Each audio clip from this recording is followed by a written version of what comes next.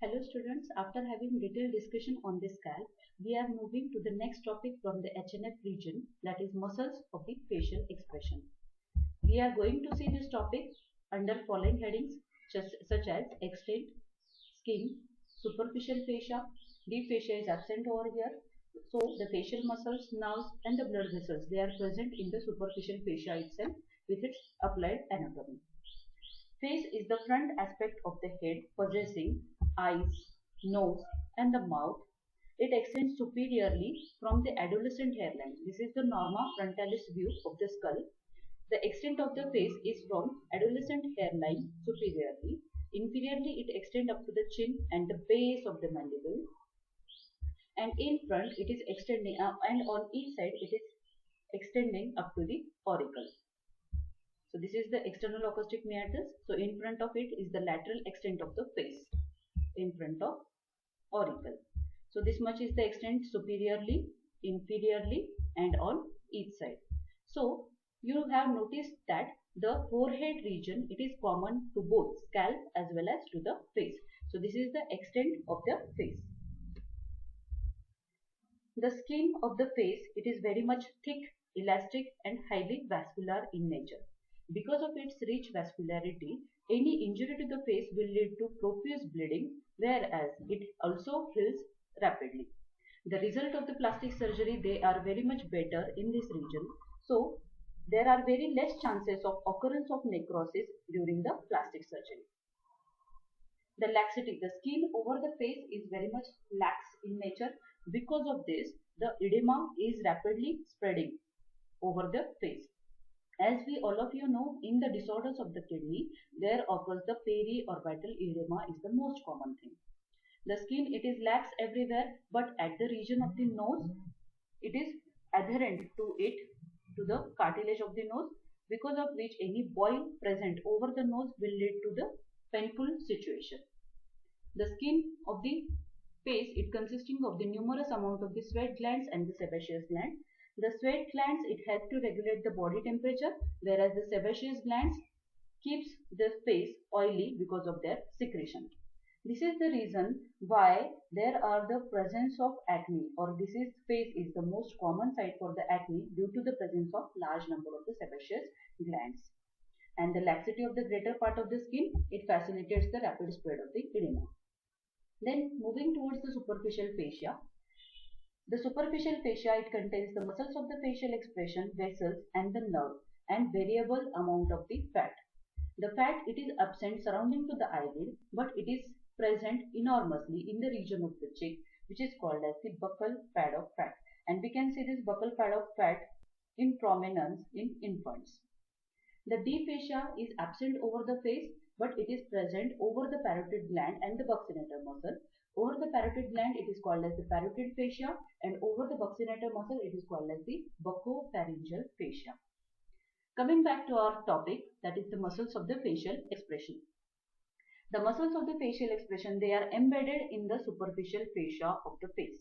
Most of them, they are arises from the bones of the skull and they are inserted into the skin. They bring about different facial expression, hence the name is muscles of facial expression. Embryologically, these muscles of the facial expression, they are derived from the second branchial arch, and the nerve of this arch is the facial nerve. So all the muscles of the facial expression, they are supplied by the facial nerve. Morphologically, it represents the remnant of a subcutaneous sheet of muscle of a lower animal that is called as panniculus carnosus. So morphologically, it is a remnant of the panniculus carnosus muscles of the lower animal. Topographical classification is what? Depending upon their site. And so this is the topographical classification. If it is present at the scalp, the muscle which is present in the scalp is the occipitofrontalis muscle. This we have discussed in the scalp. The muscle of the auricle here, they are acting as a vestigial. Why vestigial? Because it do not help in the forming facial expressions.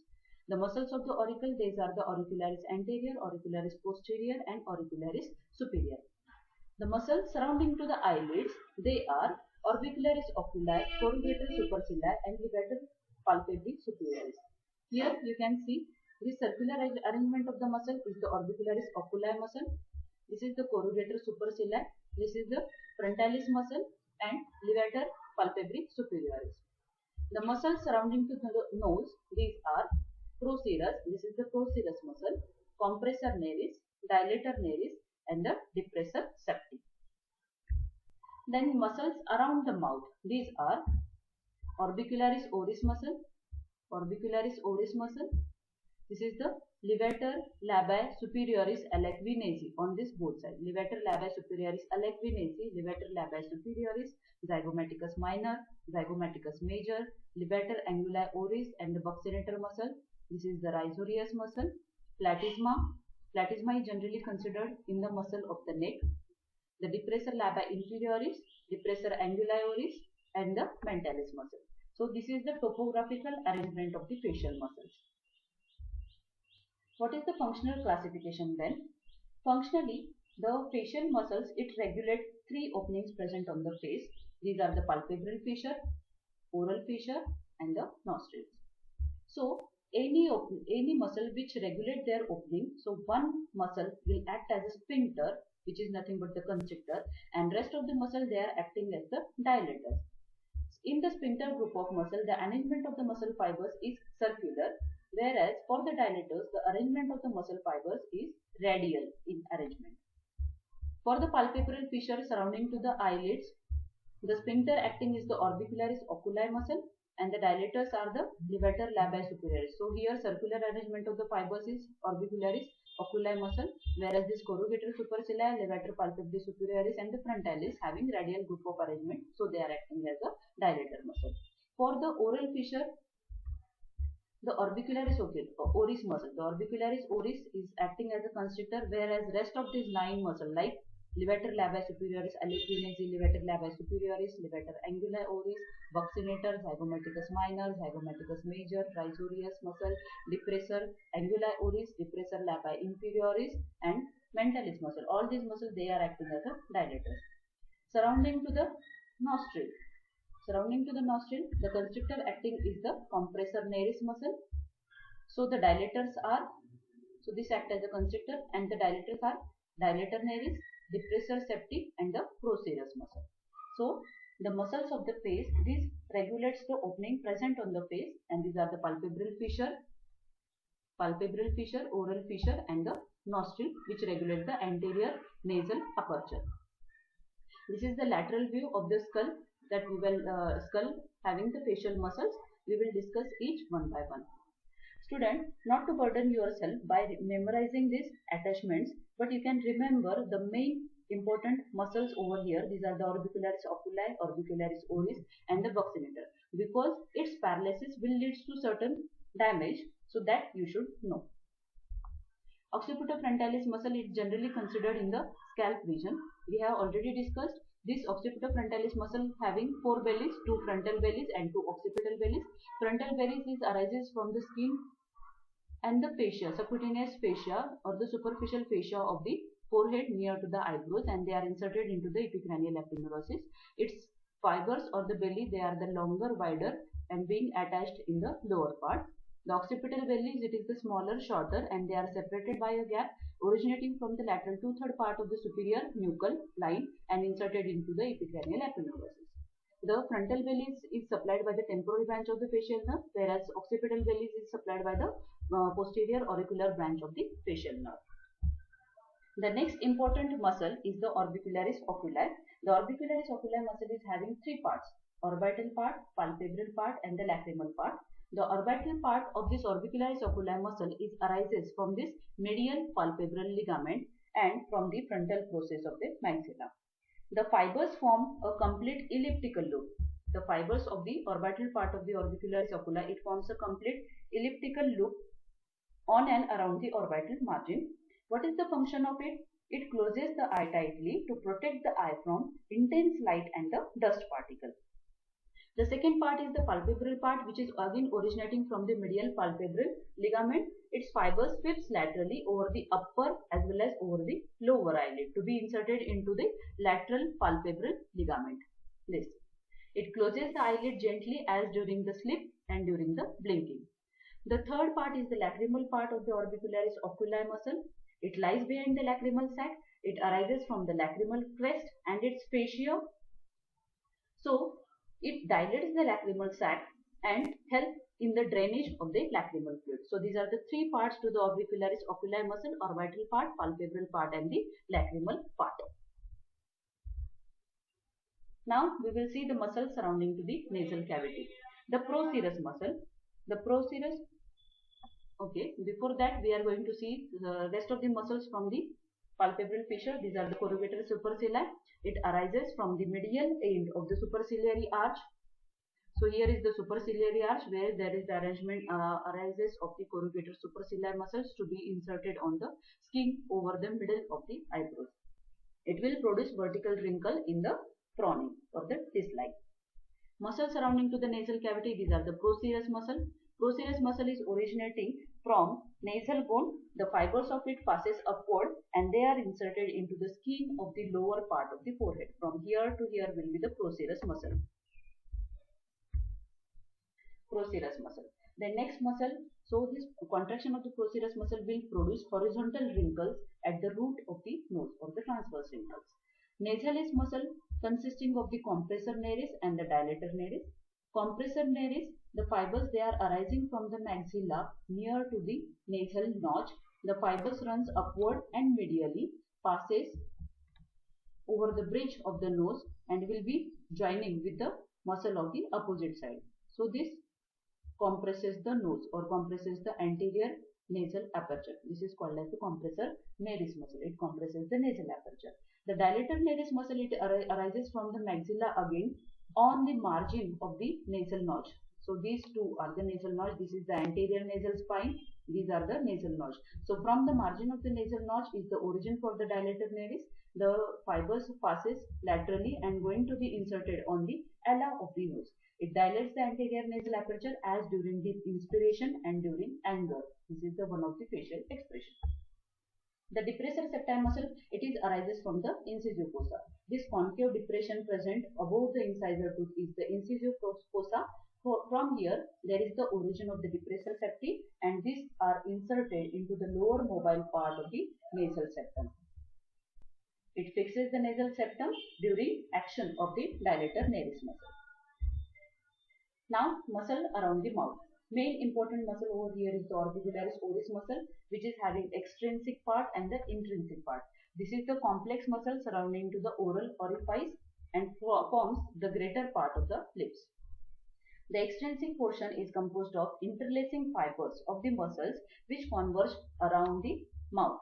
So these are the levator anguli oris, depressor anguli oris and the buccinator muscle. The majority of the bulk is formed by the buccinator muscle, whose uppermost fibers, it is having uppermost fibers, lowermost fibers and the middle fiber. The uppermost fibers, they pass to the respective lips. So upper fibers going to the upper lip, the lower fiber going to the lower lip, but the middle fiber they get decussate. So these are the complex arrangement. The middle fibers decussate so that the upper fibers pass to the lower lip and these lower fibers will pass to the upper lip. The intrinsic portion consisting of the fibers running obliquely between the skin and the mucous membrane of the lips. The nerve supply of this orbicularis oris muscle is the buccal branch of the facial nerve. And what will be the action? It is having very wide variety of movements of the lips such as closing, pouting, pursing and the twisting muscle. So this is the orbicularis oris muscle. What is modiolus? Here you are going to see what is the modiolus. The 5 muscles whose fibers interlace with each other 1.25 cm lateral to the angle of mouth, forming a dense fibrous node. Forming a dense fibrous node that is called as the modiolus. So modiolus, it is a dense, compact, mobile, fibromuscular mass situated 1.25 cm lateral to the angle of mouth.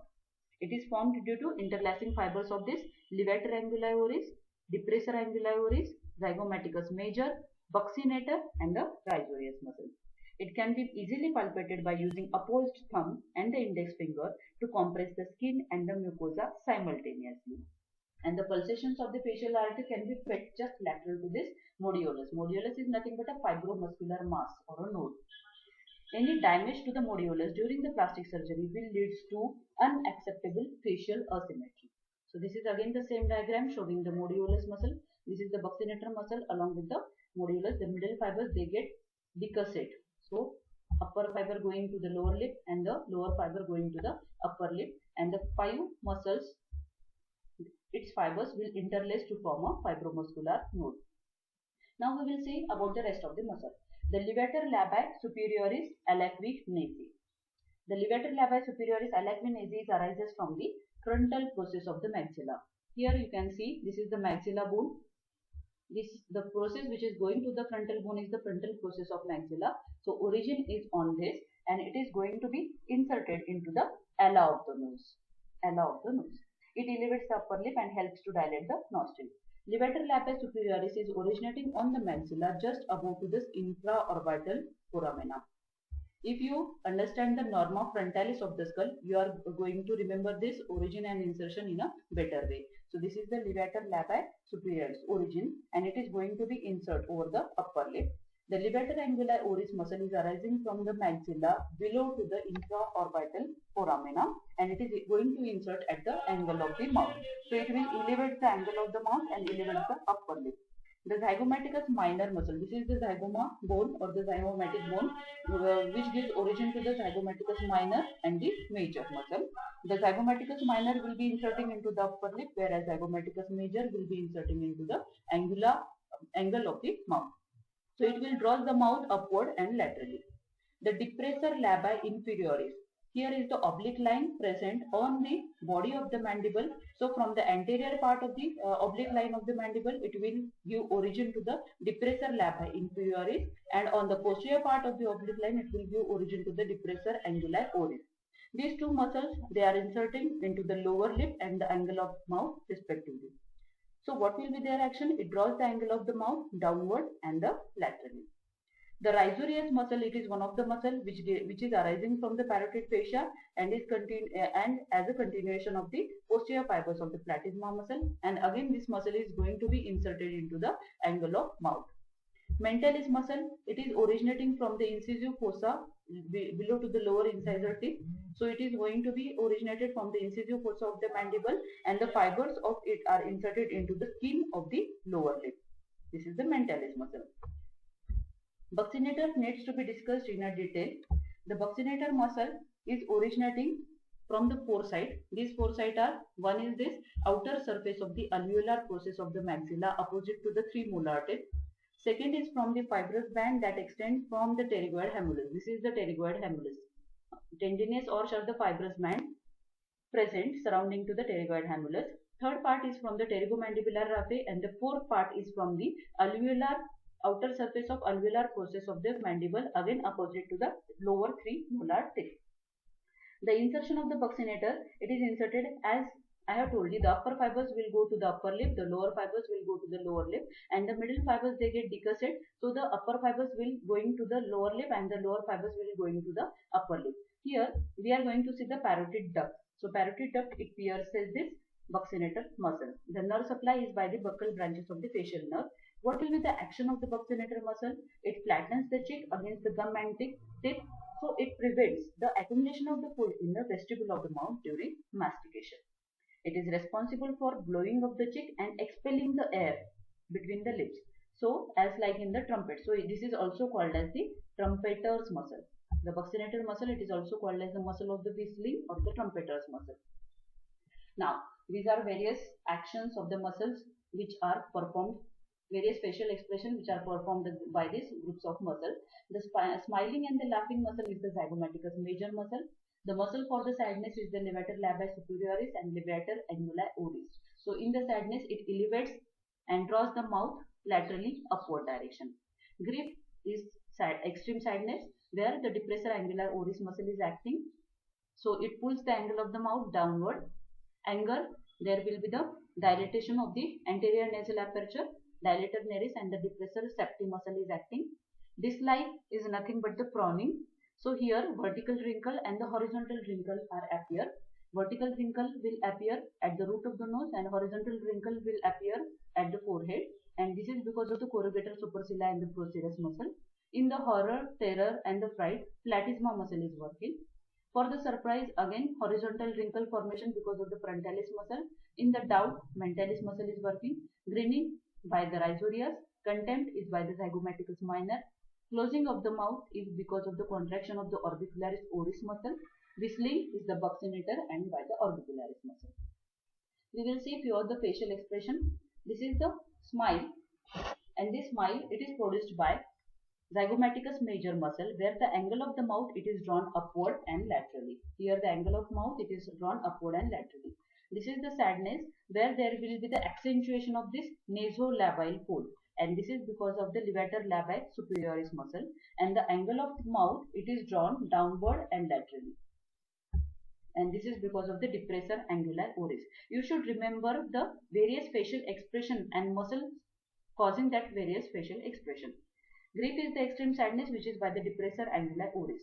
Frowning is nothing but a dislike. Here you are going to see the vertical wrinkle which are produced by the corrugator of the corrugator supercilii, and the transverse wrinkle produced at the forehead is because of the procerus muscle. In the surprised, it is mainly by the transverse wrinkles of the forehead which is produced by the frontal belly of the occipitofrontalis muscle. This is the fright, horror or the terror because of the contraction of the platysma muscle, and the muscle of the whistling is by the buccinator and the orbicularis oris muscle. Now the clinical testing of the muscle. How to test all these muscles? The frontalis muscle is tested by asking the patient to look upward without moving his head, and you have to look for the horizontal wrinkle. Next is the corrugator supercilii. Ask the patient to prone and then look for the vertical wrinkles between the two eyebrows. Orbicularis oculi can be tested by asking the patient to tightly close the eyes. Orbicularis oris can be tested by asking the patient to whistle. Dilators of the mouth can be tested by asking the patient to show his teeth. Buccinator muscle can be tested by asking the patient to puff his mouth and then blow out the air forcefully. Zygomaticus can be tested by asking the patient to laugh, and rhizorius by asking the patient to smile gently. What is the motor nerve supply of this region? As I have told you, all the facial muscles they are developed from second pharyngeal arch, and the muscle or the nerve of the second pharyngeal arch is the facial nerve. So after exiting from the skull through the stylomastoid foramen, the muscle surrounds to the styloid apparatus. It will pierces the parotid gland, and from the anterior margin it will use 5 terminal branches of the facial nerve. So facial nerve has the 5 terminal branches over the face, and the arrangement is such that you have to place your palm over the auricle and spread your 5 fingers. So this represents the 5 terminal branches of the facial nerve, and this arrangement is like goose foot pattern or the pes anserinus. So the 5 terminal branches, these are the temporal one towards the temple region, zygomatic, buccal branch which is having upper buccal and the lower buccal fibers, marginal mandibular branch towards the mandible, and the cervical towards the neck. So this upper temporal branch will supplies to the frontalis muscle, corrugator supercilii, and the upper fibers of the orbicularis oculi muscle. The zygomatic branch will supplies to the lower fibers of the orbicularis oculi muscle. Here is the upper buccal branch which will supplies to the levator labii superioris alacrinense, levator labii superioris, levator anguli oris, then zygomaticus minor and zygomaticus major muscle. The lower buccal branch will supplies to the buccinator and the orbicularis oris muscle. This is the marginal mandibular branch which will supplies to the rhizorius, depressor labii inferioris, depressor anguli oris, and the mentalis muscle. Whereas the last terminal branch is the cervical branch which will supplies to the platysma. Platysma is considered in the muscle of the neck region. The sensory nerve supply to the face, the most of the face is supplied by the trigeminal nerve except the area above the angle on the angle of the mandible. So area on the angle of the mandible is supplied by the great auricular nerve, whose fibers are derived from the second and the third cervical nerve, whereas rest of the part of the face is supplied by the branches of the trigeminal nerve. The upper 1/3 part is supplied by the ophthalmic branch, the middle 1/3 part is supplied by the maxillary branch, and lower 1/3 part is supplied by the mandibular branch. This is according to the development of the face. And these are the certain branches which will sensory branches which will supply to the face. Then proceeding towards the clinical anatomy, what is crow's feet? Crow's feet is what? Contraction of the entire orbicularis oculi muscle draws the skin of the forehead, temple, and the cheek towards the lateral angle of the eye, producing radiating skin folds from the lateral angle of the eye. So this arrangement is like a crow's feet. This crow's feet arrangement, it is permanent feature in the some old aged people. Ectropion is what? The paralysis of the orbicularis oculi results in drooping of the lower eyelid. This is called as ectropion, which will cause the spillage of the tear on the cheek, and this condition is called as epiphora. Ectropion is drooping of lower eyelid, whereas epiphora, it is the drooling or the spillage of the tear on the cheek. Paralysis of the orbicularis oris muscle will lead to slurred speech and drooling of the saliva. It prevents the proper closure of the lips. So the speech is slurred and there will be the dribbling of the saliva from the angle of mouth. Paralysis of the buccinator muscle, it will lead to, it is mainly present in the facial palsy, and the food accumulates in the vestibule of the mouth during mastication and the person cannot blow his cheeks. Then coming back to the facial nerve palsy. The facial nerve palsy may be supranuclear because of the supranuclear lesion and the intranuclear lesion. The intranuclear lesion or the lower motor neuron paralysis of the facial nerve is called as the Bell's palsy. First we will see the supranuclear lesion of the left facial nerve. The facial nerve nucleus, it is present in the lower part of the pons. So here is the injury to the corticonuclear fibers, which is at the upper motor side. So injury to the corticonuclear fibers or the supranuclear palsy of the facial nerve will lead to paralysis of the opposite half of the lower side of the face. Paralysis of opposite half of the lower side of the face. The upper part of the face remains normal because the lower motor neuron supplying this part of the face receives corticonuclear fibers from both sides. So here are the crossing of the fibers and this part is receiving the corticonuclear fibers from both sides. So this part gets paired, whereas lower half of the opposite side of the face will be paralyzed over here. So this is called as the supranuclear lesion of the facial nerve. What will be the intranuclear lesion of the facial nerve or the Bell's palsy? So here the main etiology is not known, but cause may be viral infection. Mainly the facial asymmetry will occur. Lower motor neuron lesion is very much common here. So it is where the compression is present. The compression is present after exiting of this facial nerve through the stylomastoid foramen. So compression of the facial nerve near to the stylomastoid foramen will lead to the Bell's palsy. The characteristic features present in this are, there is the facial asymmetry due to unopposed action of the muscles of the normal side. So here is the normal side and this is the paralyzed side. So paralysis of the same side of the face will be the feature for the intranuclear lesion. So loss of horizontal wrinkles on the forehead due to paralysis of the occipitofrontalis muscle.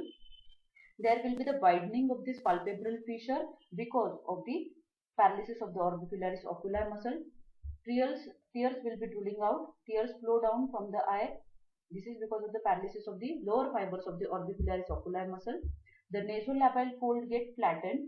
So loss of the nasolabial furrow is because of the paralysis to the levator labii superioris alacri nasi. There will be the sagging of the angle of the mouth towards the affected side. This is towards the sagging of the mouth towards the affected side, and this is because of the zygomaticus major muscle. Accumulation of the food into the vestibule of the mouth. This is because of the paralysis of the buccinator muscle, and dribbling of the saliva from the angle of the mouth is because of the paralysis of the orbicularis oris muscle. So these are the features and there are the causes of this intranuclear nerve lesion.